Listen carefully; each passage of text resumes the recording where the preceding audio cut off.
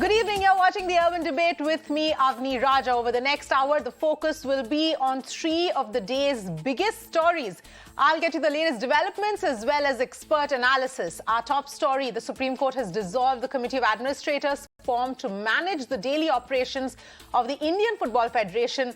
This comes after FIFA banned AIFF citing third-party interference. Our second big story, politics over the Delhi liquor scam rages on. In the latest, BJP drags TRS's K. Kavita into the liquor scam, resulting in a fresh face-off between the two parties. And the urban menace of potholes continues to claim lives. Shocking data reveals over 11,000 people have lost their lives due to potholes between 2016 and 2020. The big question, how many more lives will be lost before authorities wake up? We'll also open up our phone lines, so do call us and share your views.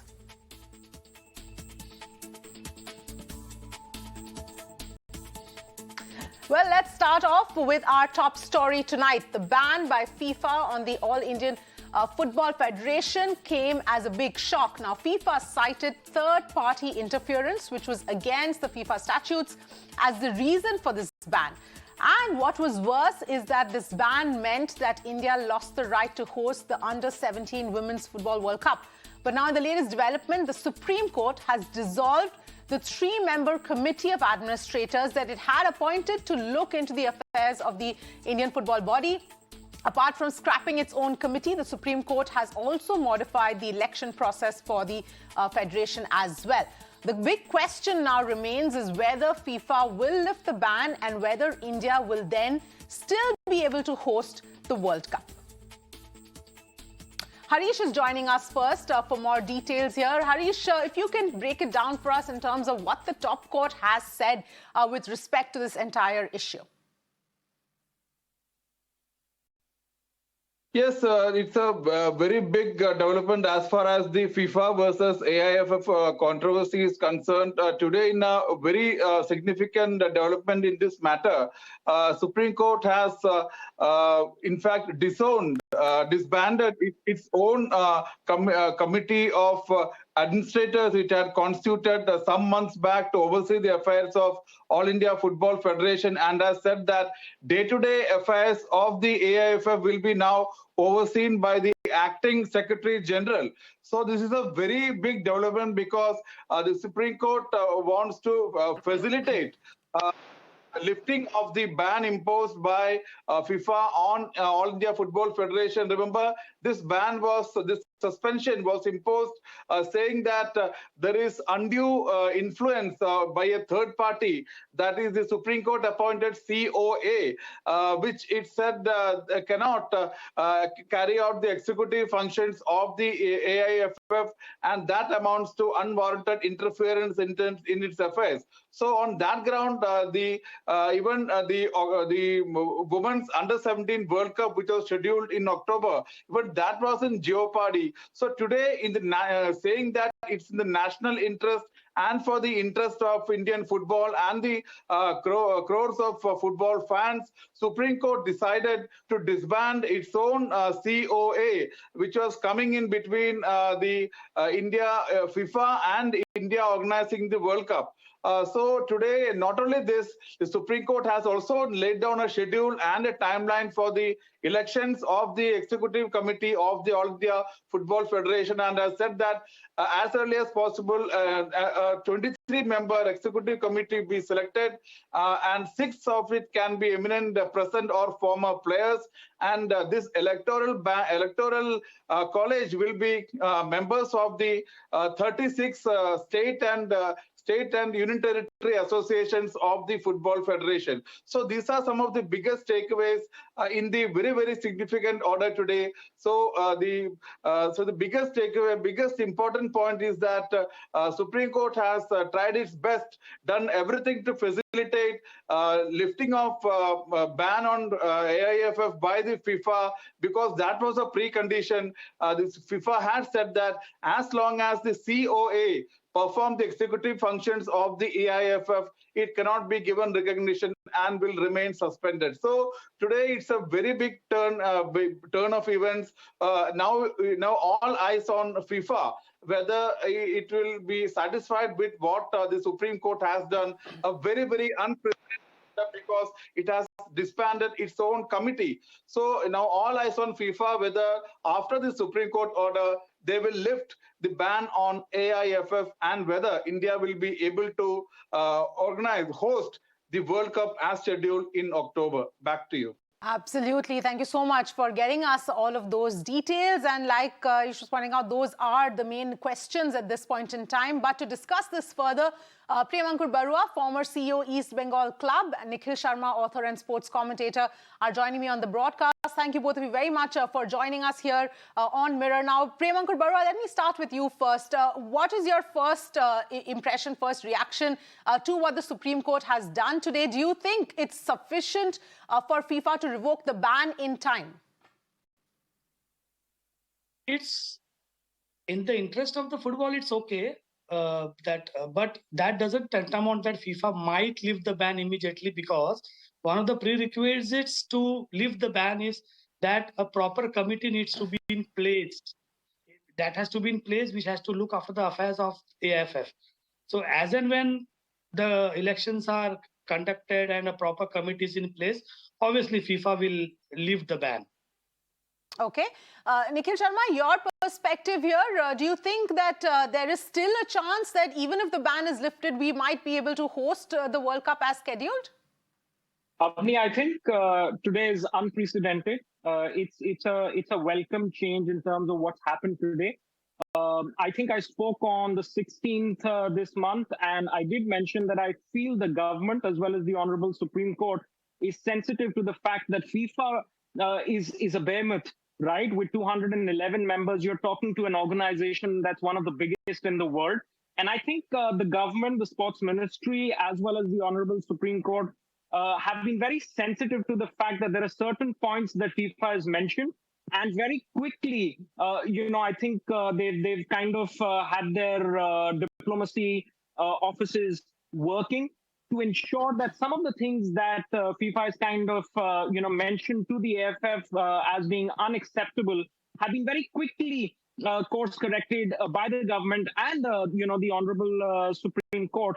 In fact, I feel the justice, in the Supreme Court mentioned that ego should not be playing a part as far as, whether the CoA is concerned or the AIFF, and the football fans of the country should be paramount. They should have access to big tournaments.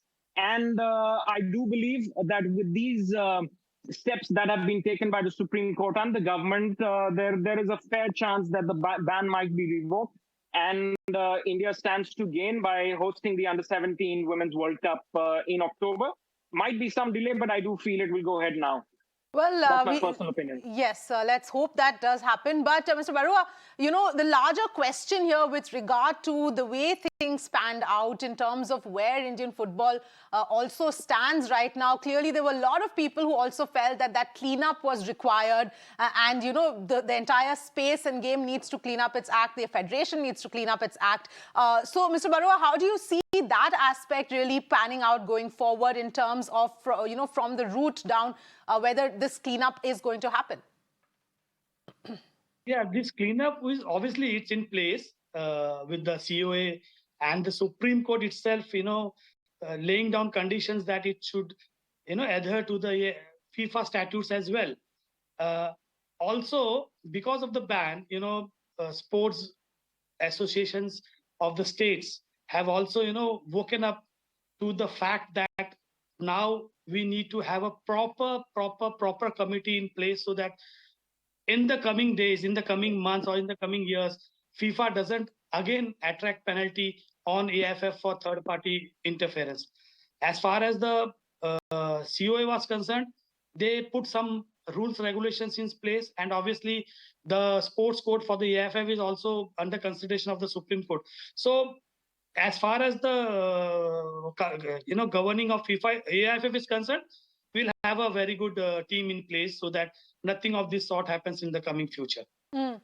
Nikhil, your view here, because obviously there was a clear misunderstanding of what the statutes meant, the fact that FIFA cited that the statutes are being violated, there is third-party interference. Obviously, there was some miscommunication on that front as well, but what is your perspective? Well, I think my perspective is very clear. I think the CoA had good intentions. I would always like to believe that what they intended to do was right for football. However, FIFA as an organization is very strict, is very proper with some of the rules that they want their members to be following. You have to bear in mind that, it's not just about 1, 2, 10, 20 countries.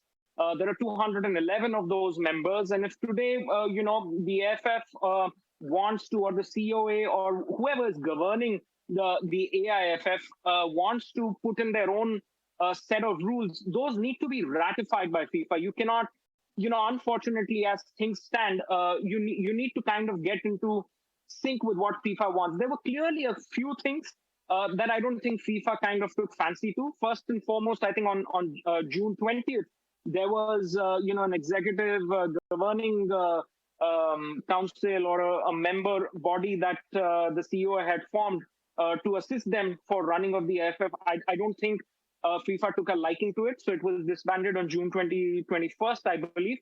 The other 2 points, of course, is that FIFA definitely says include former footballers.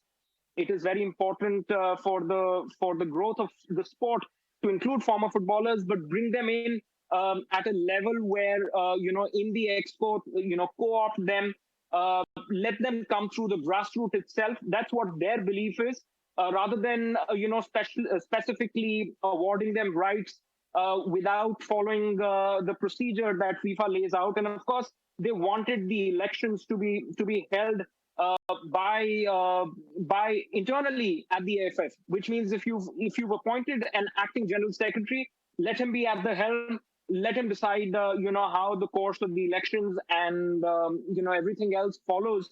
Whereas the CoA was mandated to include, possibly the sports code and how to integrate that with FIFA's constitution. So a little bit of misjudgment, but I think the government and the Honorable Supreme Court have done a remarkable job to kind of get this to turn around fairly quickly. I mean, it hasn't been too many days since the ban has been effective.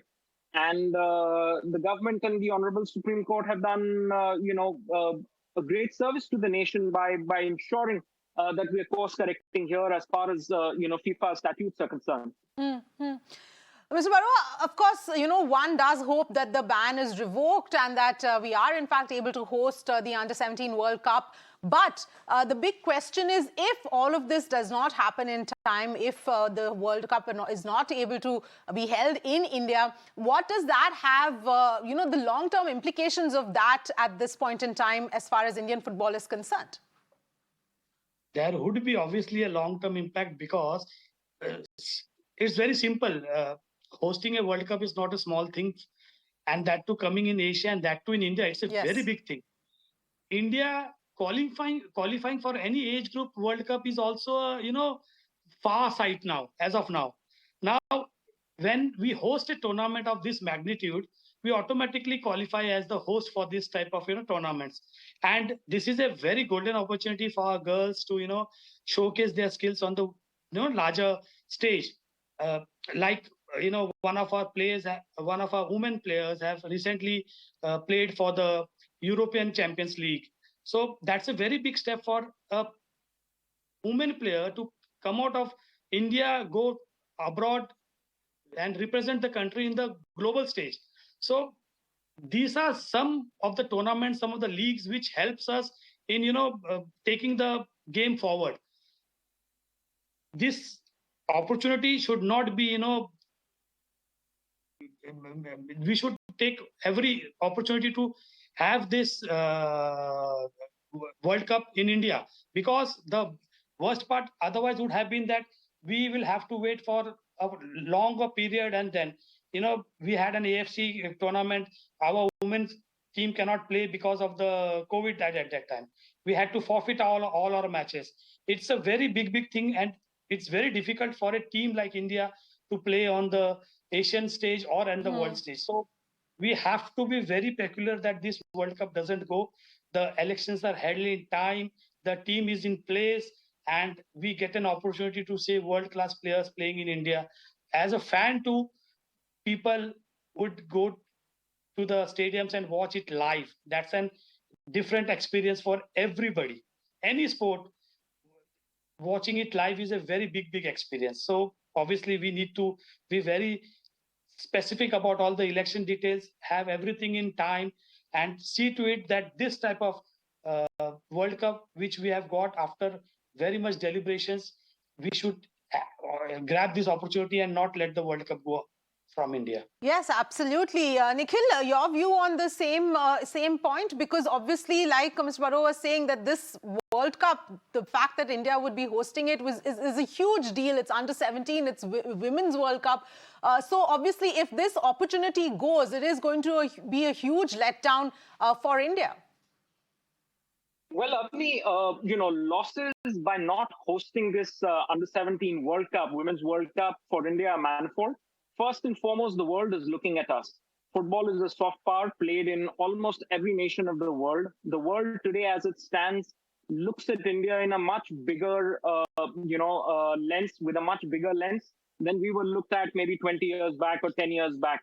Of course, we're not the world power as far as football is concerned, but we are a world power. We're a genuine world power, as far as global, economy is concerned, whether it's, just as a nation. I think everybody else is watching us. If today we were to lose the under 17 Women's World Cup, that will bring disrepute to the nation that cannot be quantified in possibly money, but it will have a bigger impact. Secondly, it's Women's World Cup, and women's sport of football is growing manifold across the world, and especially in India. I think the kind of impact women's football's had on a lot of young girls is incredible. They would lose an opportunity to watch some of the best girls from across the world.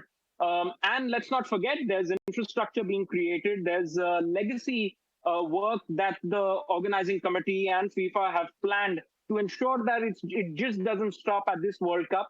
And the AIFF, can utilize the infrastructure, the event, the marketing, the glamour that a marquee event like this brings to build on for football for the future. So the losses for India are enormous. I hope and I pray that, especially after today, I wasn't that optimistic about where we would go possibly by Thursday or Friday last week. But now I'm fairly optimistic that we've taken the right step as far as the immediate future is concerned, and to ensure that the ban is lifted, that we have the under 17 World Cup. We've lost a few. The Gokulam Kerala team was in Kazakhstan and could not play in the AFC Cup, which was a huge loss for a team that's prepared really well. Yes. But I hope we do not lose the under 17 World Cup. Mm-hmm. Mr. Barua, again, we all hope that it doesn't come to it. But if this opportunity goes by and we lose this opportunity to host, what then and when potentially could India get another opportunity to host a tournament of this kind? See, it's not about only the World Cup. It's also about the AFC Club Championship, which the matches were to being held in the first week. So there are many international competitions which India has been granted the rights to, hold for the for the world. Now, this opportunity, when India hosted the Under 17 Boys World Cup, it was one of the biggest, hits in the preceding years. If you can see in terms of revenue, in terms of sponsorship, in terms of viewership. So, like my co-panelist has said, it's a very big opportunity for India to showcase it on the world stage. Now, if we lose this opportunity, so obviously we get a step backward, because obviously FIFA would also be viewing it as a failure to organize this type of championship in India. Now, India has for the past 2-3 years, India has been organizing a lot of international matches, international championship, the AFC championship, and this FIFA. So I don't think we should, have an excuse to lose it. I am very positive that the elections will be held. So I don't think on that term that, if we lose, what will happen? I'm 100% sure that the AIFF committee will be in place and will host the World Cup. And after hosting this Women's Under-17 World Cup, we'll get more World Cups in the other age categories as well. That's my positive thinking. All right. On that note, I'd like to thank both of you for joining us. And at this point in time, one can only hope that this World Cup is held. The ban is revoked as far as India is concerned. Thank you.